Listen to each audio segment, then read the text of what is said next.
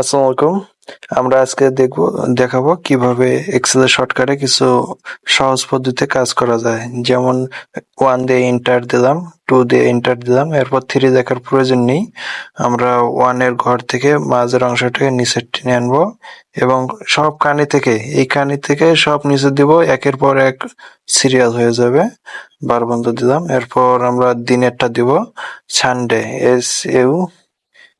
SUNDAY, Sunday দিয়ে নিচের যে অংশ আছে এটা ধরে টান দেব। প্রতিটা দিনের নাম চলে আসবে ইংলিশে। আবার যদি বছরেরটা দিই 2025, তারপর দেব 2026। ইংলিশে বছরটা যে উপরেরটা থেকে নিচেরটা দিতে হবে। তারপর এই কোণা থেকে সোজা টান দিবেন, একের পর এক বছর চলে আসছে, দেখতে পারলেন। এক্ষেত্রে ভালো একটা হচ্ছে ফোন নাম্বার, যে একটা আসে না, ফোন নাম্বার একটা অংশ থাকে না, এটা দেখাবো। 01 আমি আন্দাজে কিছু অংশ বসাই দিচ্ছি। এই ফরম্যাটে রাখবো। সেক্ষেত্রে আমরা ফরম্যাটে রাখার জন্য ডি ফরম্যাটে সিলেক্ট করে ফরম্যাটে দিব, দিয়ে এখানে টেক্সট দিব।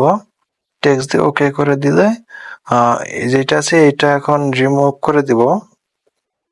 রিমুভ করে দিয়ে আবার আমরা সংখ্যাগুলো ওঠাই, 015 আঁকাও একটা নাম্বার দিলাম, হয়ে গেছে। থ্যাংক ইউ বন্ধুরা, ভালো থাকবেন সবাই। এক্সেলের আরো সঠিক